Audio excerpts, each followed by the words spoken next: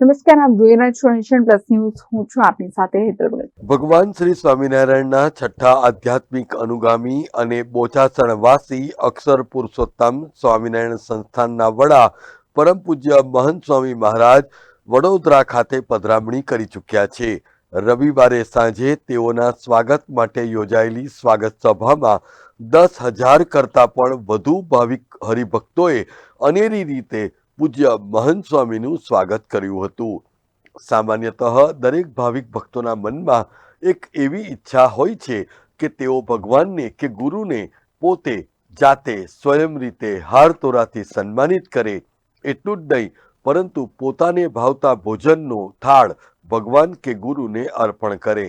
મહંત સ્વામીજી મહારાજના 34 દિવસના રોકાણ દરમિયાન આટલા મોટા ભક્ત સમુદાયની આ લાગણી પરિપૂર્ણ થવાની શક્યતાઓ બહુ જ ઓછી હોવાથી પ્રતિ રવિવારે યોજાતી રવિ સભાને સ્વાગત સભા તરીકે યોજવામાં આવી હતી. પૂજ્ય સંતો દ્વારા તમામ ભક્તજનોની અપેક્ષાઓને પૂર્ણ કરવા માટે કરેલા આ અભિનવ આયોજન મુજબ તમામ ભક્તજનો પોતે પુષ્પમાળા અને મનપસંદ વ્યંજનો લઈને આવ્યા હતા.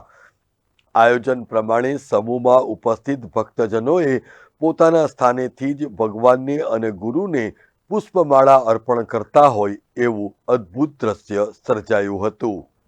ત્યારબાદ 10,000થી વધુ ભક્તોએ સમૂહમાં ભગવાનને આવકારતું કીર્તન ગાયું અને ત્યારબાદ મહાઆરતીનું પણ આયોજન કરવામાં આવ્યું હતું.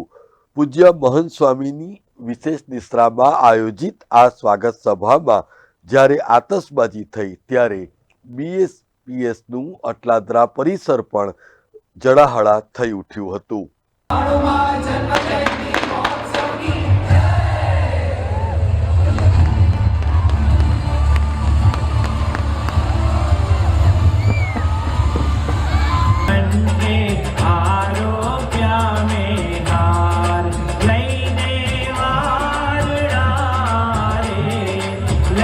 એને અર્થે પણ થાળ કરીને તેને જમાડી તો તે કનિષ્ઠ ભક્ત હોય અને 2 જન્મે તથા 4 જન્મે કે 10 જન્મે કે 100 જન્મે કરીને ઉત્તમ જીવો વ્રત ઉપવાસ એકટાના દાળના પારણા અને વિશેષ માળા પ્રદક્ષિણા દંડવટ વગેરે સાધનોથી તોલવા મૂલવવા કે પ્રસન્ન કરવા અઘરા છે.